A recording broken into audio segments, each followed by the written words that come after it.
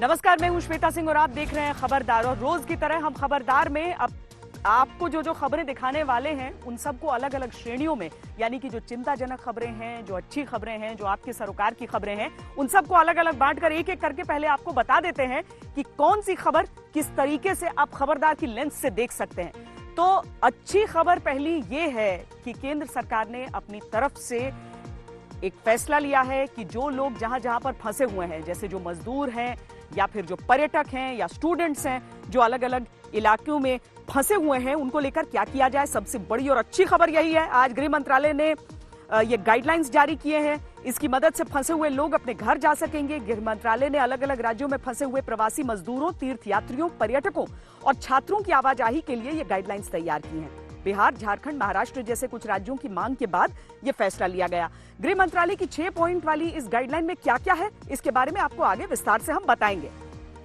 चिंताजनक खबर यह है कि देश की राजधानी दिल्ली में हॉटस्पॉट्स की संख्या 100 हो गई है। यह चिंताओं का शतक है। दिल्ली के शाहीन बाग में 100वां हॉटस्पॉट सामने आया। दूसरी तरफ दिल्ली की मंडी में वायरस वाले 11 व्यापारी और मजदूरों का केस सामने आया है। दूसरे चरण का लॉकडाउन पूरा होने से पहले ही दिल्ली में हॉटस्पॉट्स की संख्या लगभग दोगुनी हो गई है। दिल्ली में दूसरे चरण के लॉकडाउन में मरीज बढ़े हैं, हॉटस्पॉट भी बढ़े हैं। सवाल यह है कि आखिर कहीं गड़बड़ हुई या फिर आगे अब क्या होने वाला है। आज की एक चर्चित खबर यह भी है कि जेएनयू में नेतृत्व यानी लीडरशिप का पाठ भगवान राम के आदर्शों की बुनियाद पर एक वेबिनार के जरिए सिखाया जाएगा। वेबिनार में यूनिवर्सिटी के छात्र और फैकल्टी ही भाग ले सकेंगे। यह वेबिनार 2 और 3 मई को शाम में होगा, लेकिन इसे लेकर सवालों का तूफान पहले ही आ चुका है। इस विषय को लेकर सवाल उठाए जा रहे हैं। इस तूफान को भी खबरदार में आप आगे देख सकते हैं। और कोरोना के दौर में संक्रमण फैलाने वाले देशों को एक्सपोज होना भी एक अच्छी खबर है। चीन और अमेरिका की लापरवाही पर 2 बड़े खुलासे हुए हैं। पता चला है कि चीन ने 6 दिन तक कोरोना वायरस के तेजी से फैलने की खबर को दबाया, जिसकी वजह से 3000 लोग संक्रमित हो गए और स्थिति बेकाबू हो गई। दूसरी तरफ सीआईए ने अमेरिकी राष्ट्रपति ट्रंप की लापरवाही को उजागर किया है। सीआईए ने कहा है कि ट्रंप ने 12 बार सीआईए की चेतावनी को नजरअंदाज किया। आज हालत यह है कि कोरोना की वजह से मारे गए लोगों की संख्या 20 वर्षों में वियतनाम युद्ध के दौरान मारे गए सैनिकों की संख्या से ज्यादा वहां हो चुकी है। ये दोनों खबरें विस्तार से देखिएगा। आज एक खबर ने पूरे देश को भावुक कर दिया और वो खबर है मशहूर अभिनेता इरफान खान की मृत्यु। उन्हें 2 साल से न्यूरो एंडोक्राइन कैंसर था। अचानक कोलन इन्फेक्शन हो गया, जिसकी वजह से उन्हें अस्पताल में भर्ती कराना पड़ा।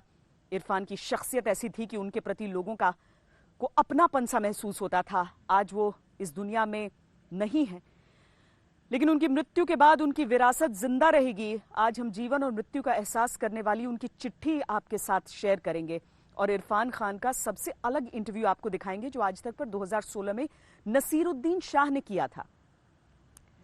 अच्छी खबर यह है कि कोरोना की वजह से परंपराएं खुद को एडजस्ट कर रही हैं, थोड़ा लचीला बना रही हैं। केदारनाथ धाम के पट आज सुबह 6:10 पर खुले। उत्तराखंड में यह मंदिर है, हर साल सर्दियों के 6 महीने बंद रहता है। इस बार कपाट खुलने के दौरान 15-16 लोग ही मौजूद थे, जबकि पिछले साल कपाट खुलने के दिन लगभग 3000 लोगों ने बाबा केदार के दर्शन किए थे। कपाट खुलने के बाद आज सबसे पहले प्रधानमंत्री नरेंद्र मोदी के नाम से पहली पूजा की गई। इस दौरान भी सोशल डिस्टेंसिंग का ध्यान रखा गया।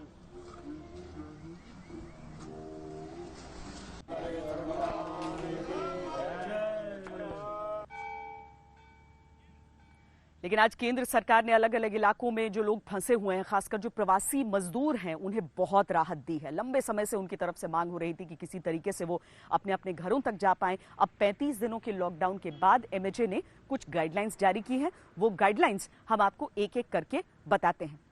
ये कुल 6 गाइडलाइंस हैं। इन गाइडलाइंस के पालन के जरिए ही लोगों को अलग अलग अपने गृह राज्य तक पहुंचाया जाएगा। सरकार ने कहा है कि देश के विभिन्न हिस्सों में फंसे हुए प्रवासी मजदूर, छात्र और पर्यटक अपने घर जा सकेंगे। इसके लिए राज्य सरकारें बसों का इंतजाम करेंगी। आप जानते ही हैं कि कोरोना वायरस के संकट से निपटने के लिए देश में लॉकडाउन लागू है। लॉकडाउन के कारण देश में कई लोग अपने घर से दूर अलग अलग राज्यों में फंस गए हैं। इनमें प्रवासी मजदूर हैं, तीर्थयात्री हैं, पर्यटक हैं और छात्र भी शामिल हैं। बिहार, झारखंड, महाराष्ट्र जैसे कुछ राज्यों की मांग के बाद गृह मंत्रालय ने यह फैसला लिया। इससे बड़ी संख्या में लोगों को राहत मिल सकती है। गृह मंत्रालय ने 6 पॉइंट्स की गाइडलाइन राज्यों को भेजी है। इसमें बताया गया है कि कैसे सरकारें इन फंसे हुए लोगों को उनके घरों तक पहुंचाने का काम कर सकती हैं। सभी राज्य और केंद्र शासित राज्य सरकारें मजदूरों, छात्रों और पर्यटकों को घर भेजे जाने के लिए नोडल अथॉरिटी गठित करें। यही अथॉरिटी अन्य राज्य सरकारों के साथ बातचीत करके फंसे हुए लोगों को भेजने और उन्हें वापस बुलाने का काम करेगी। अथॉरिटी की जिम्मेदारी होगी कि वो फंसे हुए लोगों का रजिस्ट्रेशन कराएं। अगर कहीं पर कोई समूह फंसा हुआ है और वो अपने मूल निवास स्थान जाना चाहता है तो राज्य सरकारें आपसी सहमति के साथ उन्हें छूट दे सकती हैं। फंसे हुए लोगों की पूरी तरह से मेडिकल जांच होगी। बगैर लक्षण वाले को ही यात्रा करने की अनुमति दी जाएगी। जिस बस में लोगों को ले जाने की व्यवस्था होगी उस बस को पूरी तरह सैनिटाइज कराया जाएगा और अंदर भी लोगों को बिठाने में सोशल डिस्टेंसिंग के नियमों का पालन करना होगा। राज्य सरकारें फंसे हुए लोगों को उनके घरों तक पहुंचाने के लिए खुद रूट तय करेंगी। घर पहुंचते ही लोगों की जांच होगी। इसके बाद सभी को 14 दिनों तक होम क्वारंटीन में रहना होगा। इस बीच लोगों को अपने मोबाइल फोन में आरोग्य सेतु ऐप हमेशा ऑन रखना होगा ताकि उन्हें ट्रेस किया जा सके। लॉकडाउन के चलते यातायात पर रोक और सार्वजनिक यातायात की सेवाएं बंद होने के कारण कई प्रवासी मजदूर, तीर्थयात्री, पर्यटक और छात्र एक ही स्थान पर फंसे रह गए थे। इसके बाद देश में कई राज्यों से मजदूरों का पलायन भी देखा गया था। कई मजदूर पैदल अपने घर की तरफ निकल गए थे। इसके बाद केंद्र सरकार से कई राज्यों ने प्रवासी मजदूरों, तीर्थयात्रियों, पर्यटकों और छात्रों को वापस अपने राज्य लाने की अपील की थी।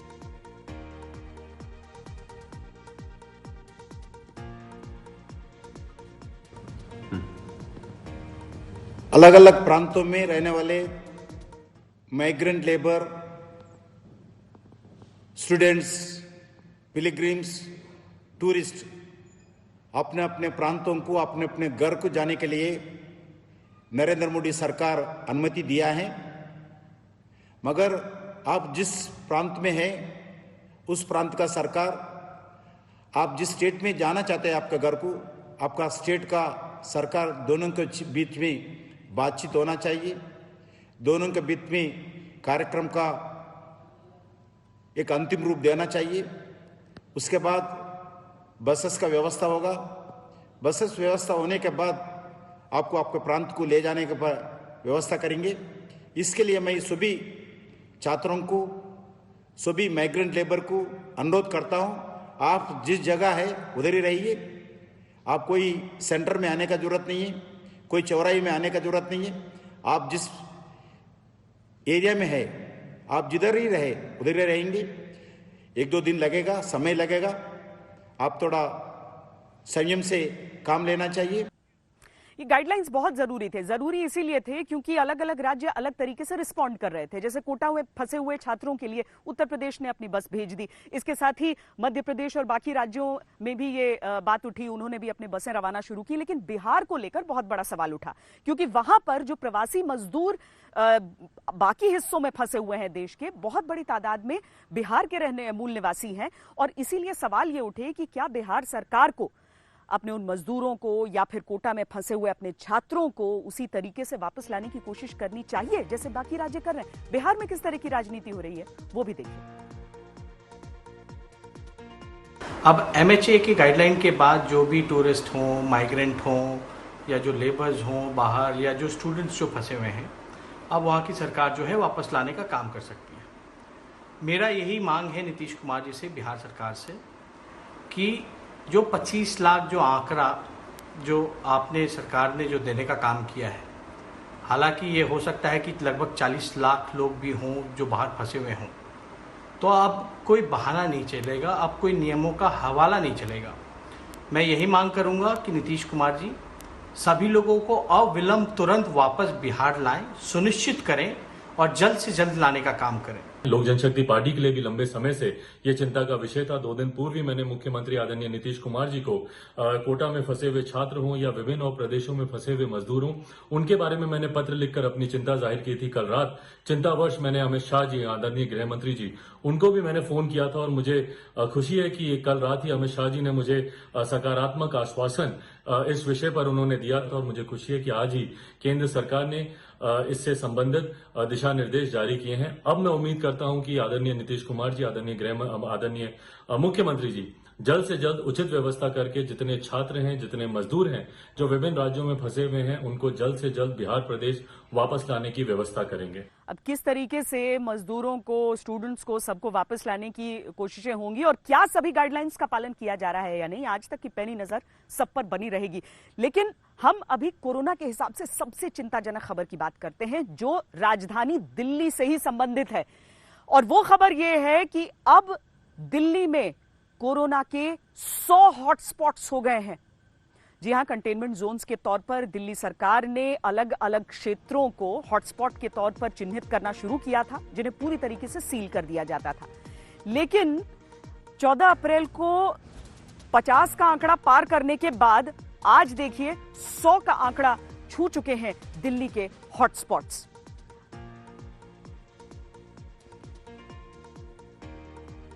दिल्ली के हॉटस्पॉट इलाकों की ड्रोन से निगरानी की जा रही है। नाइट विजन कैमरों का इस्तेमाल भी हो रहा है ताकि कोई लॉकडाउन न तोड़े। लेकिन इस सब के बावजूद दिल्ली में संक्रमण बढ़ा है। दिल्ली में सारे इंतजामों और सबसे शक्तिशाली सिस्टम की नाक के नीचे ऐसा होना खतरे की घंटी तो है ही। दिल्ली में अब तक 3,314 कोरोना के मामले सामने आ चुके हैं, जिनमें 54 लोगों की मृत्यु हुई है। 1,078 लोग ठीक भी हुए हैं। 27 अप्रैल को दिल्ली में कोरोना के मामले दोगुना होने में लगने वाले दिन 10.75 थे। इस मामले में दिल्ली से बेहतर स्थिति वाले राज्यों में केरल है, जहां 37.17 दिन में केस दोगुने हो रहे हैं। अब तमिलनाडु में 20.43 दिन में केस दोगुने हो रहे हैं। राजस्थान में 18.95 दिन में, जम्मू कश्मीर में 11.89 दिन में केस दोगुने हो रहे हैं, तो मध्य प्रदेश में 11.23 दिनों में केस दोगुने हो रहे हैं। उत्तर प्रदेश में लगभग 11 दिनों में ही केस दोगुने हो रहे हैं। 27 अप्रैल के आंकड़े के अनुसार दिल्ली से खराब स्थिति वाले राज्यों में तेलंगाना है, जहां 5.8 दिन में ही केस दोगुने हो रहे हैं। पश्चिम बंगाल में 7.13 दिनों में केस दोगुने हो रहे हैं। महाराष्ट्र में 8.2 दिन में केस दोगुने होने की रफ्तार है।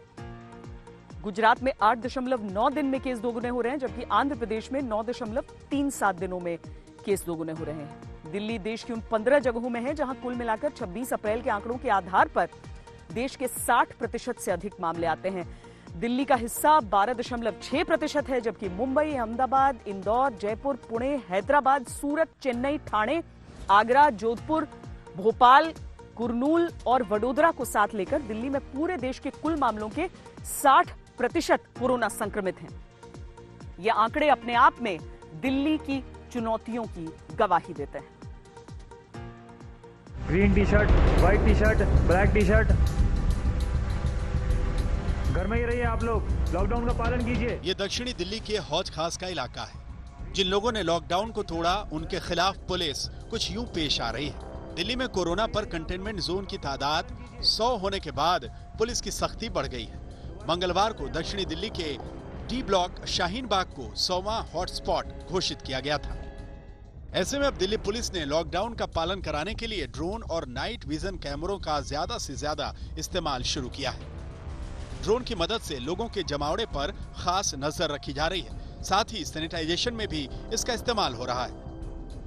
दिल्ली में 20 से ज्यादा ड्रोन से कोरोना काल के नियमों पर मॉनिटरिंग की जा रही है। कोई भी व्यक्ति बिना वजह घर से बाहर ना निकले।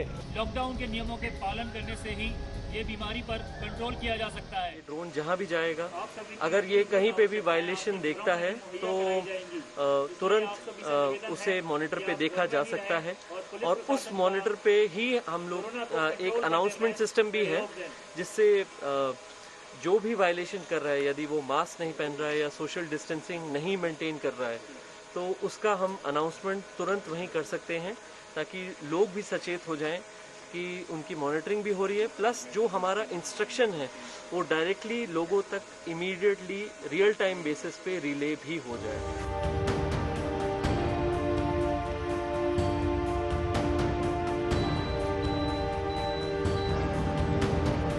कोरोना से लड़ाई में दिल्ली की सबसे बड़ी चुनौती आजादपुर सब्जी मंडी जैसी जगह है। आजादपुर सब्जी मंडी से जुड़े 11 लोगों में कोरोना संक्रमण की पुष्टि के बाद वहां हड़कंप मचा हुआ है। हालांकि सब्जी मंडी को अब तक हॉटस्पॉट घोषित नहीं किया गया है। एशिया की सबसे बड़ी फल और सब्जी मंडी आजादपुर मंडी में कोरोना के 11 नए मामले सामने आए हैं, जिसके बाद से लगातार जो व्यापारी हैं यहाँ पर जो कारोबार करने के लिए आते हैं उनमें एक दहशत का माहौल जो है वो फिलहाल बना हुआ है। यही वजह है कि कारोबारी कारोबार करने से यहाँ पर बचते हुए नजर आ रहे हैं। लेकिन जिस तरीके से 11 मामले सामने आए हैं उसके बाद भी इस पूरी मंडी को हॉटस्पॉट में तब्दील जो है वो नहीं किया गया है, जिसके कारण व्यापारी काफ़ी नाराज़ हैं। उनका कहना है कि इस पूरी मंडी को हॉटस्पॉट के अंदर जो है वो तब्दील किया जाना चाहिए। दिल्ली की आजादपुर सब्जी मंडी में रोजाना 3000 ट्रक सब्जी और फल के आते हैं। यानी दिल्ली में सब्जी और फल की सप्लाई का ये एक बड़ा सोर्स है। ऐसे में कोरोना की दहशत तो है, लेकिन जान बचाए रखने की जद्दोजहद कहीं बड़ी है। हमने पहले सरकार को कहा था एक दिन फ्रूट एक दिन सब्जी करो, वो इन्होंने इम्प्लीमेंट नहीं किया। लापरवाह रही सरकार और अधिकारी और चेयरमैन। अब अगर जी मंडी आजादपुर को लॉकडाउन कर दें कोई हाथ तो बने। जो घर की सब्जी ले जा रहा है 4 या 7 दिन की लेके जा रहा है, रोज ताजी सब्जी कोई नहीं ले रहा। उस स्थिति में मंडी को लॉकडाउन करके और किसान भवन को मेडिकल चेकअप बना के और ग्राउंड के अंदर मंडियां बना दें। कोरोना के संकट में दिल्ली के सामने चुनौतियां हजार हैं। तो इसी बीच दिल्ली में सीआरपीएफ के एक सब इंस्पेक्टर इकराम हुसैन की कोरोना से मौत का मुद्दा भी सबको परेशान कर रहा है। असम के बरपेटा के इकराम 24 अप्रैल को कोरोना पॉजिटिव पाए गए थे। इसके बाद उन्हें दिल्ली के सफदरजंग अस्पताल में भर्ती कराया गया था। इकराम की मौत के बाद सीआरपीएफ और गृह मंत्रालय के स्वास्थ्य निदेशालय के बीच विवाद तक पैदा हो गया है कि सुरक्षा बलों में कोरोना फैलने का जिम्मेदार कौन है। फिलहाल सीआरपीएफ की 31वीं बटालियन को सील कर दिया गया है और वहां के जवानों और अफसरों को क्वारंटीन किया गया है। एक शख्स जो कि 162 बटालियन कुपवाड़ा में था, उसे 12वें दिन यानी ड्यूटी ज्वाइन करने के बाद कोविड के सिम्टम आए और उस चक्कर में क्योंकि वो पैरामेडिकल स्टाफ था और यूनिट हॉस्पिटल के अंदर था, 30 ऐसे पेशेंट उसके कांटेक्ट में आए जिन्हें कोविड-19 हुआ। उसके बाद क्योंकि वो बैरक में रह रहा था, तकरीबन 10 और लोग थे जो उसके कांटेक्ट में आए। अब कांटेक्ट ट्रेसिंग के तहत ये सारा मामला आगे तो बढ़ा, लेकिन मोहम्मद इकरम 55 साल के जो सीआरपीएफ के सब इंस्पेक्टर है, उनकी जान चली गई। अभी पूरा एरिया सील कर दिया गया है। कोरोना के संकट के समय में जब दिल्ली में 3300 से ज्यादा केस हो चुके हैं, तो अब कंटेनमेंट जोन की रणनीति में भी बदलाव आया है। संक्रमण रोकने के लिए कंटेनमेंट जोन्स को छोटे छोटे हिस्सों में बांटकर नियमों का पालन कराया जा रहा है। इसे माइक्रो कंटेनमेंट जोन रणनीति कहा जा रहा है, जिसमें किसी खास कंटेनमेंट जोन को छोटे छोटे हिस्सों में बांटकर निगरानी की जाती है। वहां लोगों के मेल जोल और घूमने फिरने पर रोक लगा दी जाती है। कंटेनमेंट जोन हमारी पॉलिसी के अनुसार बढ़ रहे हैं। जहां पर भी 3 केस भी आ जाते हैं उसको हम कंटेनमेंट जोन बना देते हैं। उसका 90% कंटेनमेंट जोन के अंदर नए केसेज आने बंद हो चुके हैं। तो कंटेनमेंट जोन इसीलिए बनाए जा रहे हैं कि ये ना फैले। और नए केसेस जो बड़ी तेजी से बढ़ रहे हैं, नहीं बहुत तेजी से नहीं है। देखिएगा, पहले दिल्ली के अंदर डबलिंग जो स्पीड थी वो एक टाइम ऐसा था 4 या 5 दिन में हो रही थी। आज दिल्ली में डबलिंग की स्पीड 13 है, तो नेशनल एवरेज से भी ज़्यादा बेटर है। दिल्ली में बने इस हालात के बाद 3 मई के बाद भी कितनी छूट दी जा सकेगी, इस पर बड़े सवाल हैं। दिल्ली में कोरोना की लड़ाई अभी लंबी है, ये तय है। दिल्ली से कमलजीत संधू, सुशांत मेहरा और तंसीम हैदर के साथ आज तक ब्यूरो। और अब दिल्ली में ही उपजे एक दुर्भाग्यपूर्ण विवाद की बात करते हैं, जो इत्तेफाक से एक बार फिर जेएनयू से जुड़ रहा है। चाहे आप रघुपति राघव राजा राम कहिए या फिर प्रभु मानकर श्री राम कहिए, चाहे महात्मा गांधी ने राम राज्य की परिकल्पना की हो या एपीजे अब्दुल कलाम ने रामेश्वरम का होने के नाते हमेशा ये कहा हो कि वो रामायण के अलग अलग पहलुओं पर रिसर्च करना चाहते हैं। क्यों सांप्रदायिकता का भाव एक ऐसे वेबिनार के साथ जुड़ गया जो कि जेएनयू के जरिए होना है। 2 और 3 मई तारीख को ऑनलाइन ये एक सेमिनार होना है। आप खुद देखिए किस तरीके से ये विवाद उठा है। श्री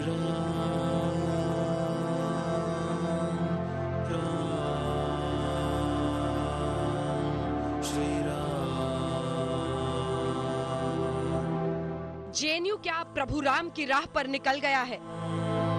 जेएनयू में नेतृत्व का पाठ कोरोना काल में प्रभु राम के आदर्शों की बुनियाद पर वेबिनार के जरिए सिखाया जाएगा। अभी वेबिनार का दिन दूर है, लेकिन सवालों का तूफान आ चुका है। वैसे तो जेएनयू का विवादों का इतिहास एक ऐसी पृष्ठभूमि है जिस पर ऐसे विषय के चयन पर बवाल होना ही था। मेरा सीधे तौर पे मानना है, क्या रामायण को प्रोग्रेसिव नजरिए से नहीं पढ़ा गया या लोग जानते नहीं है? ये जो इतनी बड़ी महामारी इतनी बड़ी लड़ाई के बीच में न जाने कौन से लोग सलाहकार कि कहाँ विमर्श को ले जाओ।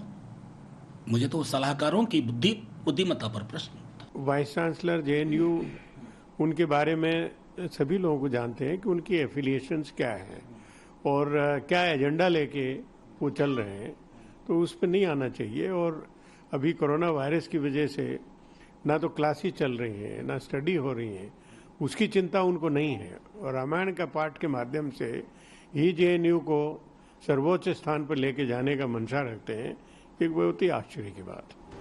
विरोध के इस बवंडर के बीच जेएनयू के वीसी ने खुद मोर्चा संभाला। उन्होंने दलील दी कि कोरोना महामारी के बीच मानवता के इस संकट काल में श्री राम के नेतृत्व से मिलने वाले सबक पर ये एक अच्छी पहल है। प्रभु राम को तो महात्मा गांधी भी सर्वोच्च पुरुष मानते थे।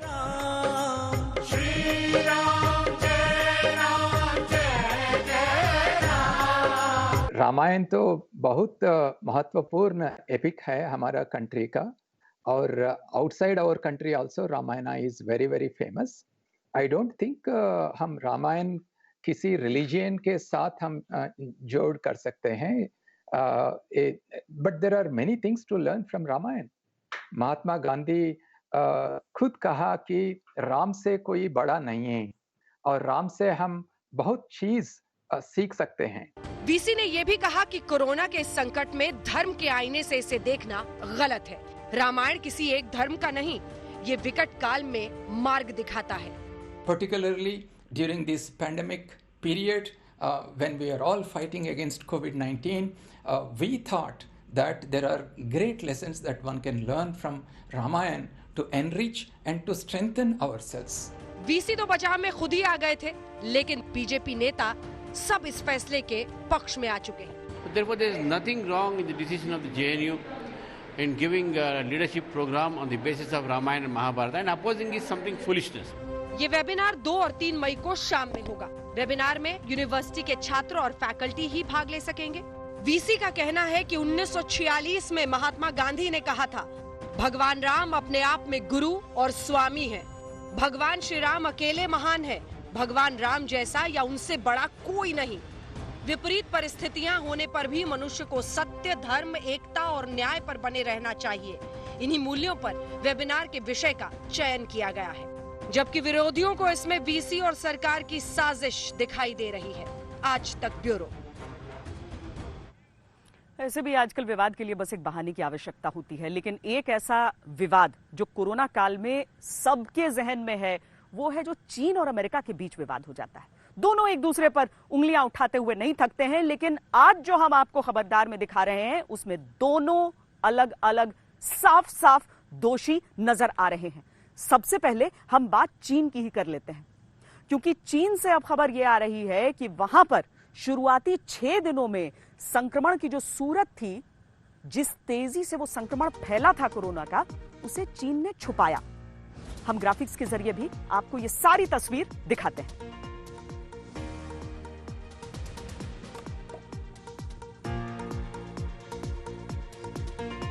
एसोसिएटेड प्रेस और कुछ एक्सपर्ट्स ने चीन में कोरोना वायरस फैलने से जुड़े कुछ दस्तावेज एक्सेस किए हैं।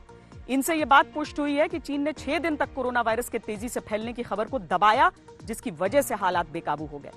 दुनिया को हल्का हल्का अंदाजा हो गया था कि चीन का वुहान शहर कोरोना वायरस का एपीसेंटर है, लेकिन चीन ने 6 दिन तक इस खबर पर मिट्टी डालने की कोशिश की।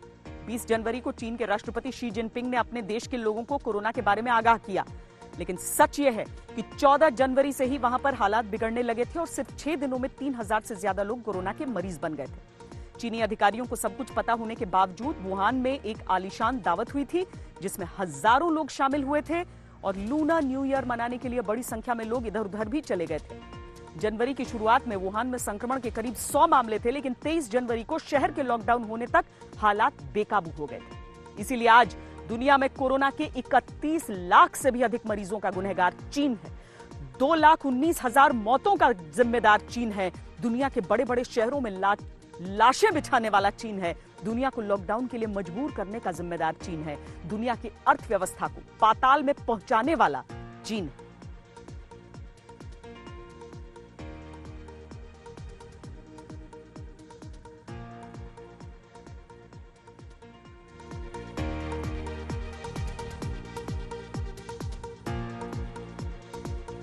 अमेरिकी राष्ट्रपति डोनाल्ड ट्रंप, इन बातों को सुनकर तो उन्हें बड़ा अच्छा लगता है, लेकिन जब अमेरिका की नीतियों पर सवाल उठते हैं तो वो भड़क उठते हैं। लेकिन सच्चाई क्या है वो भी हम आपको दिखाते हैं कि किस तरीके से अमेरिका में लापरवाही के कारण वहां पर कोरोना का जो संक्रमण था वो बेकाबू होता चला गया। CIA की तरफ से इस बात का खुलासा भी किया गया है। कोरोना वायरस के संक्रमण से अमेरिका में अब तक 59,266 लोगों की मौत हो चुकी है। 10,35,000 से ज्यादा लोग संक्रमित हैं। मौतों का यह आंकड़ा 20 साल चले वियतनाम युद्ध में मारे गए अमेरिकी सैनिकों की संख्या से भी ज्यादा है। 1955 से 1975 तक चले वियतनाम युद्ध में अमेरिका के करीब 58,000 सैनिक मारे गए थे। इससे आप समझ सकते हैं कि कोरोना वायरस 20 साल से ज्यादा समय तक चलने वाले युद्ध से भी ज्यादा खतरनाक है। अमेरिका में कोरोना से मरने वालों की संख्या पहले विश्व युद्ध में मारे गए अमेरिकी सैनिकों की संख्या से भी आगे निकल चुकी है।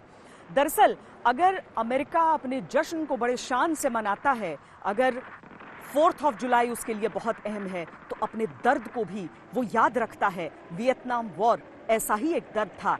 अमेरिकी सैनिकों की इतनी बड़ी संख्या में शहादत को जो अमेरिकी हैं वो आज भी याद रखते हैं। लेकिन जरा सोचिए कि उस मौत के आंकड़े को पार कर गया है कोरोना संक्रमण से मौत का आंकड़ा। इस बीच अमेरिकी खुफिया एजेंसी CIA ने यह बात सार्वजनिक कर दी है कि कोरोना वायरस को लेकर 12 बार चेतावनी दी गई, लेकिन अमेरिकी राष्ट्रपति डोनाल्ड ट्रंप ने हर बार इन्हें नजरअंदाज कर दिया और अब महामारी ने अमेरिका को जकड़ लिया है। CIA के अधिकारियों ने अमेरिकी अखबार वॉशिंगटन पोस्ट से यह बात कही है। CIA के अधिकारियों ने वॉशिंगटन पोस्ट से कहा कि जनवरी और फरवरी में ट्रंप को बार बार बताया गया कि चीन में फैल रहा कोरोना वायरस का संक्रमण बहुत खतरनाक है और चीन यह बात छुपा रहा है, लेकिन ट्रंप ने ध्यान नहीं दिया। वो कोरोना वायरस की खबर को नजरअंदाज करते रहे। 26 फरवरी को ट्रंप ने कहा था कि 2 दिन में कोरोना वायरस खत्म हो जाएगा, आंकड़ा 0 के करीब चला जाएगा, जबकि उस समय कोरोना वायरस का कम्युनिटी संक्रमण शुरू हो गया था और किसी को पता ही नहीं था। 10 मार्च को ट्रंप ने कहा चिंता मत करिए, ये वायरस चला जाएगा और इसके बाद WHO ने कोरोना वायरस को विश्वव्यापी महामारी घोषित कर दिया। इंटेलिजेंस एजेंसियों के साथ साथ स्वास्थ्य सेवाओं से जुड़े अफसरों ने भी ट्रंप को चेतावनी दी, लेकिन उन्होंने कुछ नहीं किया जब तक पानी सर से ऊपर नहीं निकल गया। दूसरी तरफ ट्रंप का तर्क यह है कि अमेरिका में दुनिया भर के देशों के मुकाबले ज्यादा टेस्ट हुए हैं, यही वजह है कि अमेरिका में कोरोना के ज्यादा केस सामने आ रहे हैं। अमेरिका में कोरोना वायरस के संक्रमण से न्यूयॉर्क और न्यू जर्सी सबसे ज्यादा प्रभावित है। अकेले न्यूयॉर्क में संक्रमण के 3 लाख से ज्यादा मामलों की पुष्टि हो चुकी है, जबकि 22,000 की मौत हो चुकी है।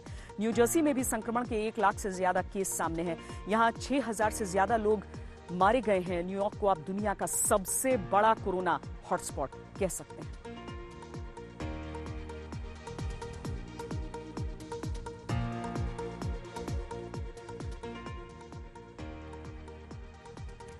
और अब आज की उस सबसे दुखद खबर का जिक्र हम करते हैं जब अदाकारी की दुनिया का एक चमकता सितारा हम सबको छोड़कर चला गया, इरफान खान। इरफान खान की उम्र महज 53 साल। इस उम्र में 2 साल से, बीते 2 सालों से वो एक ऐसे कैंसर के एक ऐसे तरीके से वो ग्रस्त थे जिसने उन्हें इतना बीमार कर दिया। उससे जूझकर वो वापस लौटे। उन्होंने अपनी फिल्म की शूटिंग भी दोबारा की, लेकिन उसके बावजूद आज खबर यही आई कि इरफान खान नहीं रहे। अभी भी थिएटरों में उनके वो पोस्टर चस्पा हैं जो लॉकडाउन से ठीक पहले उनकी फिल्म रिलीज हुई थी। लेकिन आज एक चिट्ठी हम आपको दिखाएंगे, हम एक चिट्ठी दिखाएंगे इरफान खान की, जो 2 साल पहले 2018 में मौत के इस एहसास से जान पहचान होते ही उन्होंने लिखी थी। तब वो लंदन में थे। उन्होंने अपनी एक चिट्ठी में मौत के एहसास को भावुक शब्दों से परिभाषित किया था। इरफान की विरासत, उनकी फिल्में, उनकी एक्टिंग तो है ही, लेकिन संसार के नाम उनकी ये चिट्ठी भी किसी विरासत से कम नहीं है। 2018 में लिखी उनकी ये चिट्ठी और इसी साल 2020 की फरवरी में रिलीज हुआ उनका एक ऑडियो संदेश हम आपके सामने रख रहे हैं। इन दोनों में ही सीखने को बहुत कुछ है। हेलो भाइयों बहनों, नमस्कार। मैं इरफान। कुछ महीने पहले अचानक मुझे पता चला कि मुझे न्यूरो एंडोक्राइन कैंसर है। मैंने पहली बार यह शब्द सुना था। खोजने पर मैंने पाया कि इस शब्द पर बहुत ज्यादा शोध नहीं हुए हैं, क्योंकि ये एक दुर्लभ शारीरिक अवस्था का नाम है। अभी तक अपने सफर में मैं तेज मंद गति से चलता चला आ रहा था। मेरे साथ मेरी योजनाएं, आकांक्षाएं, सपने और मंजिलें थी। मैं इनमें डूबा हुआ बढ़ा जा रहा था कि अचानक टीसी ने पीठ थपथपाया और कहा, आपका स्टेशन आ रहा है, प्लीज उतर जाएं। मेरी समझ में नहीं आया। मैंने कहा, मेरा स्टेशन अभी नहीं आया है। जवाब मिला, अगले किसी भी स्टॉप पर आपको उतरना होगा, आपका गंतव्य आ गया। अचानक एहसास हुआ कि आप किसी कॉक की तरह अनजान समंदर में अनजानी लहरों पर बह रहे हैं। लहरों को काबू करने की गलतफहमी लिए इस डर से घबराकर मैं अपने बेटे से कहता हूं कि मैं डर और बदहवासी की हालत में नहीं जीना चाहता। मुझे किसी भी सूरत में मेरे पैर चाहिए जिन पर खड़ा होकर मैं जी पाऊं। मैं खड़ा होना चाहता हूं। ऐसी मेरी मंशा थी, मेरा इरादा था। इसके बाद बेइंतहा दर्द हुआ। यह तो मालूम था कि दर्द होगा, लेकिन अब दर्द की तीव्रता समझ आ रही थी। कोई चीज काम नहीं आ रही, ना कोई सांत्वना, ना कोई प्रेरणा। पूरी कायनात उस दर्द के पल में सिमट आई थी। दर्द खुदा से बड़ा और विशाल महसूस हुआ। मैं जिस अस्पताल में भर्ती हूं, उसमें बालकनी भी है। बाहर का नजारा दिखता है। कोमा वार्ड ठीक मेरे ऊपर है। सड़क की एक तरफ मेरा अस्पताल है और दूसरी तरफ लॉर्ड्स स्टेडियम, जहां विवियन रिचर्ड्स का मुस्कुराता हुआ पोस्टर है, मेरे बचपन के ख्वाबों का मक्का। उसे देखने पर एक बार तो ऐसा लगा जैसे कुछ हुआ ही नहीं, और फिर यह एहसास हुआ कि जिंदगी वो सड़क है जिसकी एक तरफ अस्पताल है और दूसरी तरफ स्टेडियम। सब कुछ अनिश्चित है और मैं सिर्फ इतना ही कर सकता हूं कि अपनी शक्ति को पहचानूं। इस एहसास ने मुझे समर्पण और भरोसे के लिए तैयार किया। अब चाहे जो भी नतीजा हो, ये चाहे जहां ले जाएं, या आज से 4 महीनों बाद या फिर 2 साल बाद। इसके साथ ही मेरी सारी चिंताएं दिमाग से बाहर निकल गईं। पहली बार मुझे आजादी का एहसास हुआ। इस कायनात की करनी में मेरा विश्वास ही पूर्ण सत्य बन गया। उसके बाद लगा कि वो विश्वास मेरे शरीर के हर सेल में घुस गया है। सारी दुनिया के लोग मेरे सेहतमंद होने की दुआ कर रहे हैं। मैं जिन्हें जानता हूं और जिन्हें नहीं भी जानता, वो भी अलग अलग जगहों और टाइम जोन से मेरे लिए प्रार्थना कर रहे हैं। मुझे लगता है कि उनकी प्रार्थनाएं मिलकर एक हो गई हैं। एक बड़ी शक्ति जीवन की धारा बनकर मेरी रीढ़ की हड्डी से मुझ में प्रवेश कर गई है और सिर तक पहुंच गई है। ये ऊर्जा अंकुरित होकर कभी कली, कभी पत्ती, कभी टहनी और कभी शाखा बन जाती है। लोगों की सामूहिक प्रार्थना के इस असर में मुझे एक नई दुनिया दिख रही है। मुझे एहसास होता है कि ये जरूरी नहीं कि लहरों में बहने वाले का उस पर नियंत्रण हो। जीवन ऐसा है जैसे आप कुदरत के पालने में झूल रहे हो।